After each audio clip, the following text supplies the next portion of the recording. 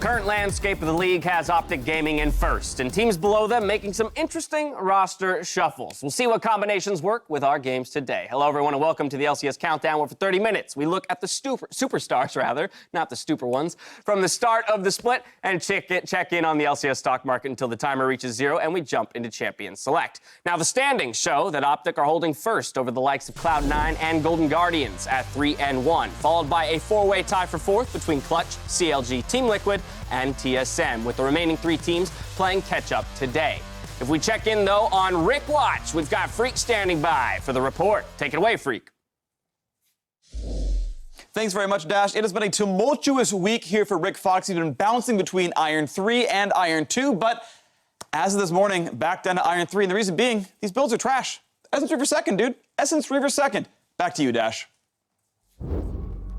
Bouncing around from Iron 3 to Iron 2. That said, only a week or two ago, he was in the depths of Iron 4, so this is progress, to say the least. I think he's rallying with the community around him, using that emotional support to really power him through the ranks. I love it. Well, we'll keep on track with Rick's improvement and climb up the ladder, but in Week 3, teams come in with some roster shuffles in hope of reversing their fortunes, starting with our last place team, 100 Thieves. Fake God is in, Someday is out, Ryu is in, Soligo is out. What do you make of this? So I don't think anyone's surprised that 100 Thieves are making changes, right? They've been disappointed for a long time.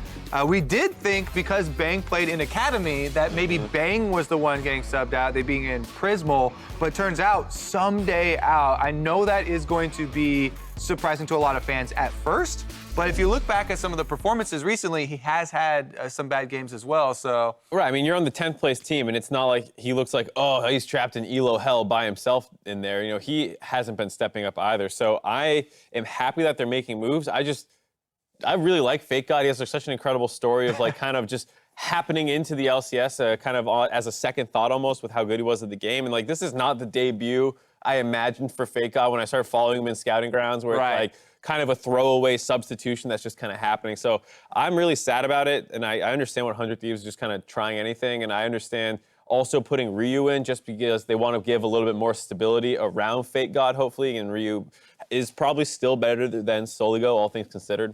Yeah, they kind of have to switch one of the other parts in order to change the mid lane. It feels like that's the focus here. I had a similar feeling that you have for Fake God for Prismal. Yeah. Because I heard a lot of good things, from his past coaches as well. So hopefully we get to see more changes. Yeah, it's somewhat a chicken or the egg argument, because I was going to ask you guys, what do you think was the actual change they wanted to make? Did they want to take Soligo out and put Ryu in which case you have to remove one of the other two imports? Okay, it happens to be Someday this time around. Or were they more looking to get Fake God into the lineup and then, as you mentioned, Mark, just provide him a little bit more support, assuming that Ryu is still on average better than Soligo out on the LCS stage? I would assume the latter, that they're trying to get Fake God some LCS experience and see how he looks.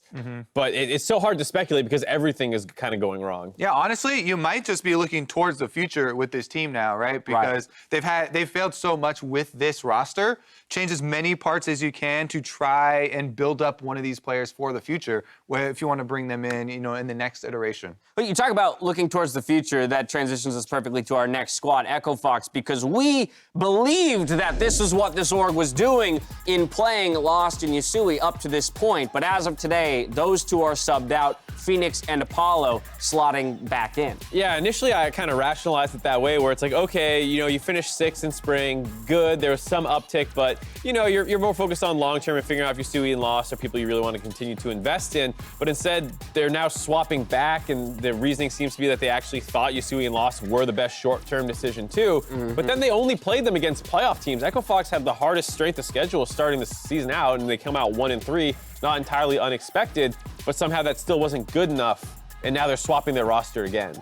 Yeah, I'm not as surprised by this one. I kind of, after hearing all this stuff about, they're popping off in scrims, lost to hard carry in these games when they camp the bottom lane, and nothing really manifested that much on the LCS stage. Yes, they had hard opponents, but I was wondering when the timing was going to fall. This might be a little bit early, but I'm not surprised to see Apollo and Phoenix back in. I think these are good players, and I do think that Echo Fox are going to have a decent chance with them. It's strange. From a results perspective, it makes sense, right? If you're trying to make a playoff run through this summer and maybe even eclipse the performance that you put up in the spring, bringing these guys back in, the more tried and true, roster makes a lot of sense. To your point, though, Mark, if you're going to give the young guys an opportunity to practice on the LCS stage, was the first 2 weeks of schedule really the one to do it with, or would you have kind of flip-flopped it and said, hey, let's go with Apollo and Phoenix, or Apollo to kick things off, and then, hey, at this point, we swap the new guys in? Yeah, I just don't know, because I would have bet that, Phoenix and Apollo were the better two. And so that's why when they initially announced the roster swap, as someone who, covers Academy, I was like, oh, okay, this seems like maybe a downgrade in terms of skill, but better for the long-term health of the Orcs. So now to see it was all short-term focus is surprising, I guess. Yeah. One last roster move to take care of. It's just a small note because we've seen this one before. For Cloud9, Blabber is in, Sven Skaren is out. This was the duo jungle that, rose to fame back last year in summer. Of course, Sven Skaren took the helm in spring, but it's nice to see Blabber coming back out on the LCS stage. I hope he hard smashes some kids. Yeah, I mean, the only kind of caveat here is that I think that right now Sven Skaren might be the best jungler, best performing jungler for the first 2 weeks. Oh, do you, Kobe? So, might be something we discuss later in the show. All right, well, looking at the LCS matches today, we have FlyQuest aiming to take down the reigning champions, with Optic hoping to maintain first as they face off against Cloud9. Turning, though, to the mid lane matchup in Game 1, Jensen gave his thoughts on facing Pobelter. When I think of Pobelter, I think of a mid laner that's pretty good mechanically, but really, really passive in lane. Doesn't know how to snowball, doesn't know how to play with his jungler, but he usually team fights pretty well. So I think when he plays with a really good team, then he'll usually look pretty good. But he doesn't really know how to push his advantage himself. So I'm never really scared when I play against Pobelter because it's usually fairly easy for me. that sounds like fighting words. The award for spiciest shot. They're going to clip that one out if Team Liquid loses and post that on Reddit. You better put up today, Jensen, after that. But let's dive into this matchup. Obviously, this is the replacement for Pobelter on Team Liquid. Jensen lived up to all the hype in the spring split, delivering a domestic title and then moving on to MSI. So by all accounts, he is a star player and does have the pedestal from which he can preach. And he has gotten the better of the previous matchups, right? So he has grounds to kind of talk on for a little bit of the trash talk. It's surprising how blunt it is, but it's actually not that controversial of an opinion. It's something people have been saying for a while for Pobelter. Hey, great player, but definitely not your number one carrier or hard carry player for your team. It's just to hear it from a player so blunt is a little jarring, but I'm glad he's just saying what a lot of people already think. Without a doubt. Now, while Team Liquid and FlyQuest last meetup in the quarterfinals was one-sided for the reigning champions, Team Liquid had a slow start to this split, however expected. Yeah, I mean, I think we expected a slow start, but maybe not quite like this. They are making a lot of uncharacteristic mistakes in the mid game, which is where they were the best in spring. They would lose early games sometimes and then rally really hard. Now they're still winning early games mechanically really well, but then once they need to blow those 3K gold leads into the end of the game, they've flubbed that twice now. Yeah, I mean, specifically, even just team fighting execution has definitely been off for them. So I think that's the surprising thing, is that the mistakes are coming in these areas where we just didn't expect it from Team Liquid, whether or not they took a break or, got into practice or feeling some sort of hangover from MSI. Of course, if we take a look at the other side of the matchup, FlyQuest, they're coming off of a win over TSM, but it is their only victory in the first 2 weeks of play, sitting at 1-3. I really have been enjoying Viper, and I feel like Viper has been built up and one of the newest stars of the LCS. Their only win coming off of that hard carry Riven game that he was able to execute versus TSM, taking down a Sona Taric team. I think they should build more on this and build more into that strength that has emerged for them, one of these NA players. Yeah, just it's unfortunate that as he continues, his star continues to rise, it felt like Santorin and Pobelter so far this split have dropped the ball, whereas Santorin was the only guy to break into the all-pro team from not one of the top 3 teams to kind of being an afterthought right now. Pobelter had a rough game versus Crown, so I think both those guys do need to turn it around a little bit to start supporting Viper better. Yeah, FlyQuest still looking to find their footing here in the summer split. Game 1 gets going in about 20 minutes, but as we go to break, Riv had the opportunity to check out the FlyQuest gaming house and hear from the team looking to climb the standings. What's up, everybody? Rivington here. We are at the FlyQuest house to see how they're feeling coming into the next week of LCS play and to chow down on some food. Let's head in. What up, Popes? How's it going, buddy? Get in here. Get in here. Wow, what are What's you up, doing FlyQuest house? I don't know. I was in the neighborhood. Just hanging out on the couch. I see that. How was Scrims? Great. What's good? Incredible. Viper, what's up? I just got some top lane power. So who's hungry? So how'd your Scrims go today? Fine. Fine? Fine isn't very reassuring for the fans. Fine. Fine. Things are fine. Things are fine. Raise your hand if you popped off. Yeah, that's what I'm talking about. You know, he's like, I did, but nobody's gonna admit with me. He always pops off, man. Do you? Why are you always popping off? In Scrims? He's rank 1. No, you're not. I'm ranked 2? I got deep throat.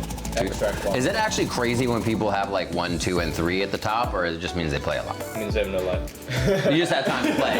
Everyone lower than you on the ladder is a noob, and everyone higher than you has way too much time on their hands.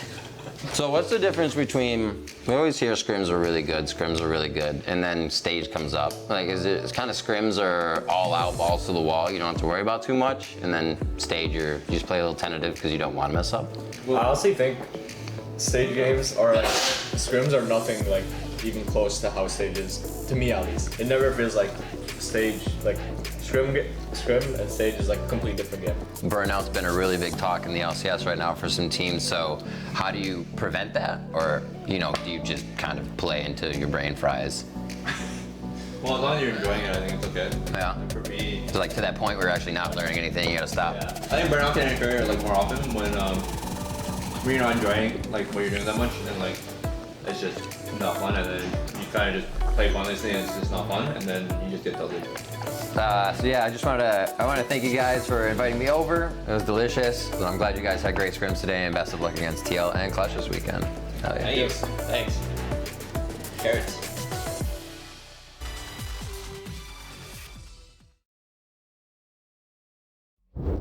My NA super team would be Licorice Top from Cloud9. Licorice, he's just consistent. Svenskeren in the jungle because he's just been a monster. Jungle would definitely be Rush. He has some like super high highs. Santorin from FlyQuest. Mid lane, Jensen, one of my favorite players. Jensen is just, he's really picked up his game ever since he joined Team Liquid, and I think he's better than Bjergsen. And then got to go with the Liquid bot lane. So Double Lift and Core JJ, there's not much of a choice there. Team Liquid bot lane, Double Lift, and Core JJ. Bot lane though, I'm gonna change it up. I've always been a huge fan of the memer Sneaky himself, so I'm gonna have to go with Sneaky for AD carry.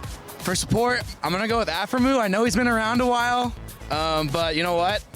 He's my boy, and I'm not gonna go against my boy.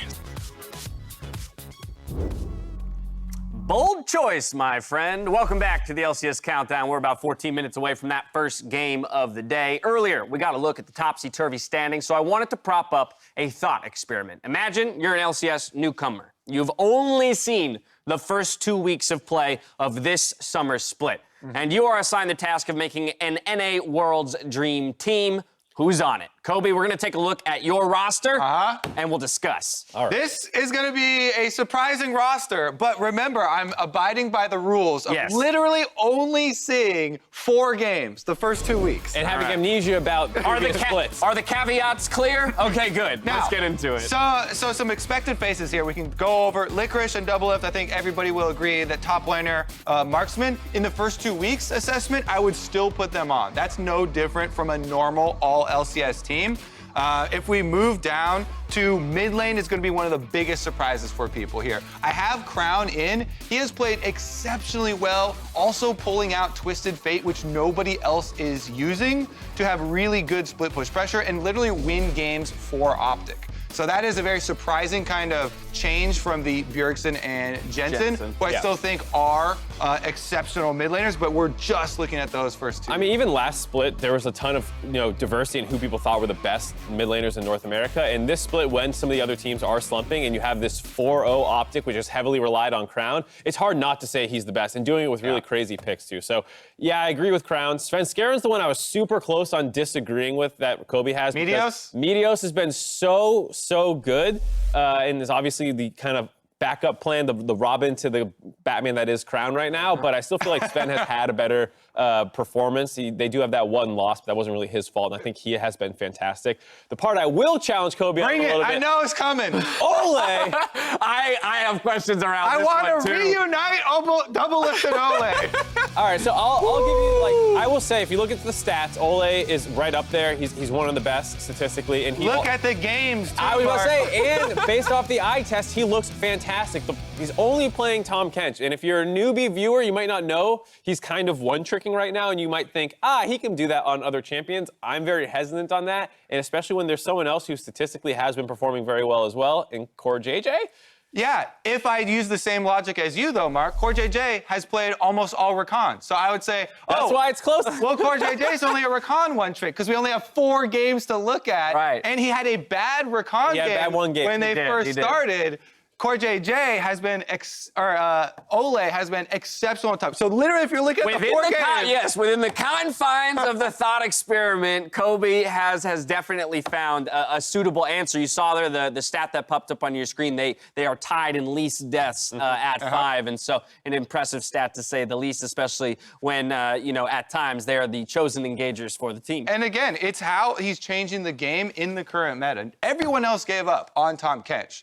He's being so game-changing for the bottom lane of Golden Guardians, which is what you worry about when you look at this team. That's maybe the area that could cost them games, but they've started out most successful start for Golden Guardians they've ever had in the organization's history. True. And if you are able to warp the people's pick ban versus you, and your mid and jungle can actually play both flexes, suddenly they're spanning first phase bans on Tom Kench, and more flex picks are getting through. So maybe, it's not just the in-game play on Tom Kench, but how it can influence the drafts as well. I'll still say Core JJ is a better player overall.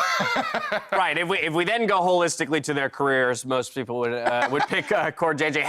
What place does this team finish at Worlds? First, of course. Thank you, We're Kobe. making an all-star team. Nothing less than first. Let's do it. For those of you who truly haven't watched the LCS in some time, though, we've got another crash course of North American League in a Zales edition of LCS Oversimplified. Hey there, I heard we had some fans who've been MIA from the scene for a couple years and need a summary of what's changed in the LCS since 2017.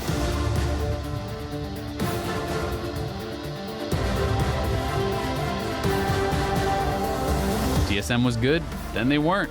2018 was their worst year. They missed finals for the first time and then doubled down on that in summer by missing their first Worlds. Look at that guy. That's Ven. Who is Niels? He's their AD carry now. Big news, we franchised. There's loads of new teams. Clutch, 100 Thieves, Optic, Golden Guardians, they all joined the league. And remember how Doublelift was winning on TSM? Well, now he's on Team Liquid and still winning. No, seriously, forever fourth no more. Team Liquid win a lot now. They're looking for their 4th straight championship this summer. Also, you know how North America sucked internationally? Cloud9 will make it to the semifinals! C9 made semis at Worlds. Team Liquid take down the reigning world champ! TL made finals at MSI. And during all that, there was a part where junglers were supports, mids took smite, that's called funnel, and it's gone. For now. What else? Oh, there's a support assassin, a chameleon that split pushes, a prisoner who steals your ult, and a cat. And that's all you need to know about the LCS since 2017. Seriously, there's no excuse not to watch. But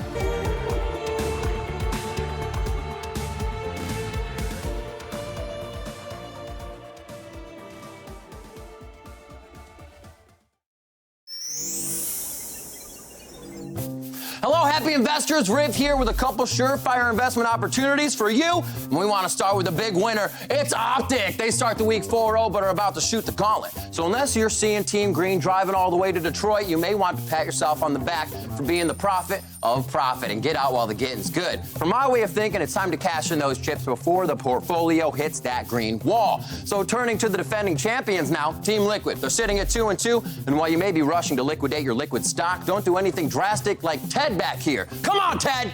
You're lurking, it's weird. Out of here.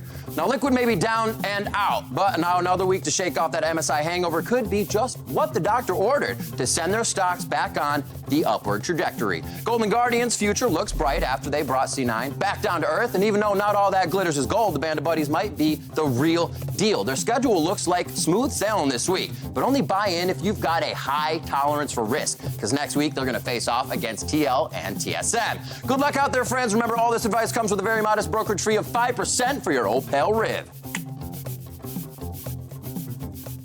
Thank you, Riv. Ted, get your head in the game. We'll see how much of the advice, though, that these guys take in our next edition of the LCS stock market. Of course, we must start with teams' valuations based on the first 2 weeks of play. So let's take a look at the movement as Riv encapsulated Optic, one of the biggest winners, plus 85, shooting up the standings. A couple other winners, though, in Clutch, Counterlogic, and Golden Guardians, while the rest take losses, and Cloud9 with that smooth even.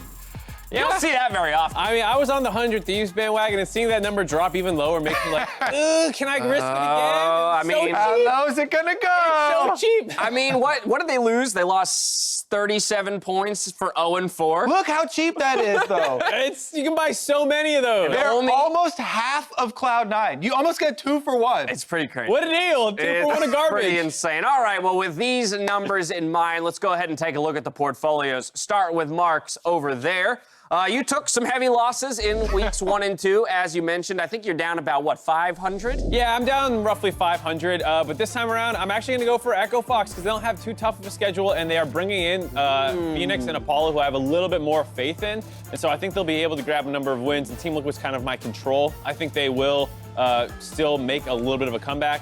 You can see their next 4 matches. FlyQuest is struggling right now. 100 Thieves and Clutch also can be very winnable games. CLG today, it's something that I think that they can grab a number of wins, and I'm hoping that the Phoenix and Apollo helps right the ship a little bit. Yeah, playing on that strength of schedule as perhaps the roster move. Kobe, what's your assessment of these investments? I think he's underestimating the FlyQuest because even though FlyQuest have lost 3 games, I think they're going to be a more difficult opponent.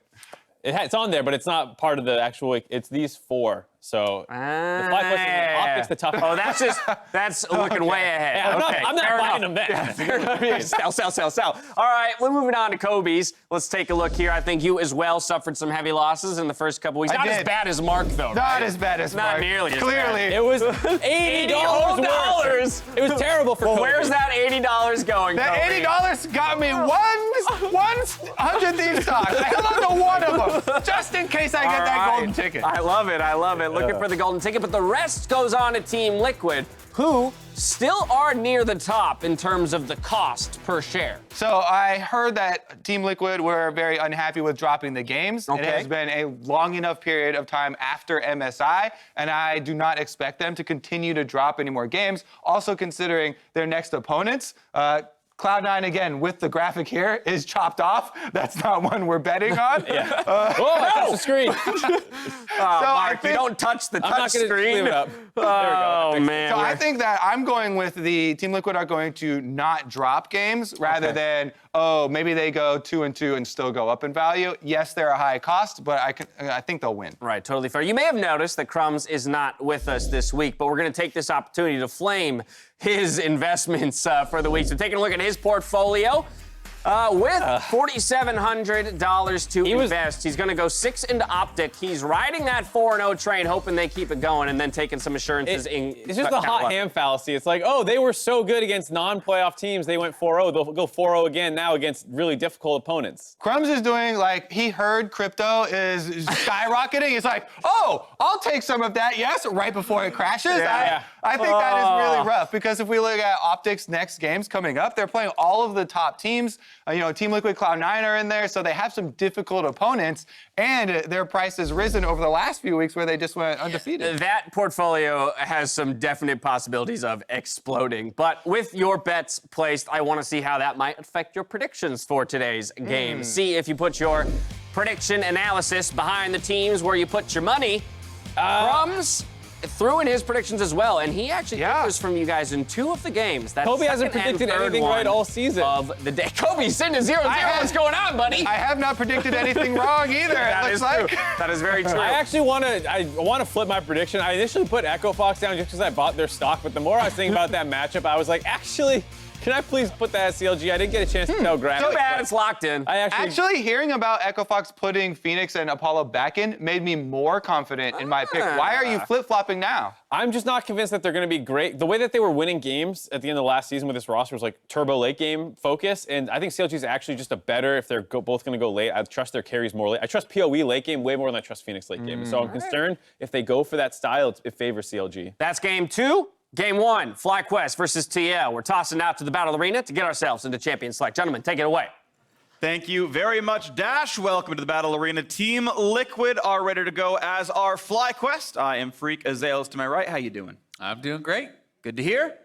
How's life? It's well. It's super duper? Yeah. It's superb? Well, so are the teams on stage, Azale, as Team Liquid and FlyQuest are entering Champion Select. What a beautiful segue. And we are ready to go. Perfect. Nailed it.